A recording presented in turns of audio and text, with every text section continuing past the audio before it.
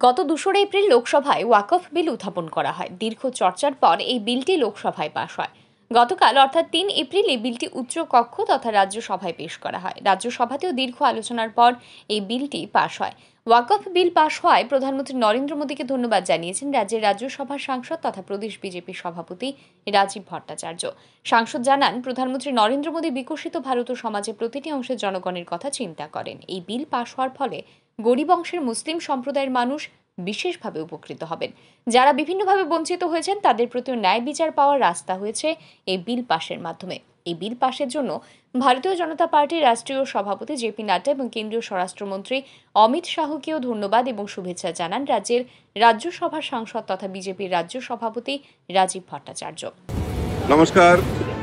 আমরা সবাই জানি যে গত ২ তারিখে আমাদের লোকসভায় যে ওয়াকফ যে বিল সেটা প্রস্তুত করা হয়েছিল এবং অনেক চর্চার পর বিরোধী দল, শাসক দল, অন্যান্য সব দলের চর্চার পর সেটা লোকসভা থেকে সেখানে পাস হয় এবং গত ৩ তারিখে এই ওয়াকফ বিল রাজ্যসভায় অর্থাৎ উচ্চ কক্ষে সেটা পাঠানো হয় এবং গতকালকে ৩ তারিখে দীর্ঘ চর্চার পর রাজ্যসভায় এই ওয়াকফ বিল সেখানে পাস হয়।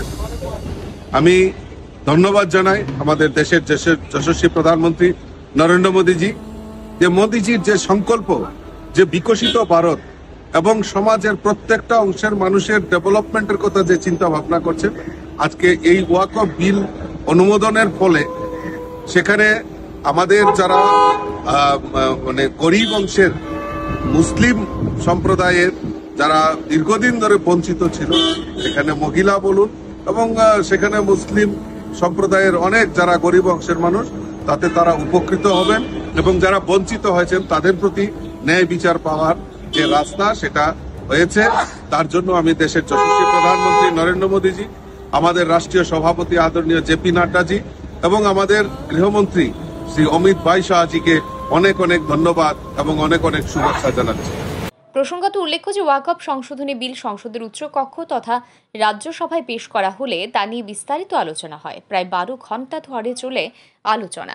এরপর বিল নিয়ে ভোটাভুটি হয়। এতে বিলের পক্ষে ভোট পড়ে ১২৮টি, অপরদিকে বিলের বিপক্ষে ভোট পড়ে ৯৫টি। ফলে ৩৩ ভোটের ব্যবধানে বিলটি রাজ্যসভায় পাশ হয়। ব্যুরো রিপোর্ট, আর ই নিউজ।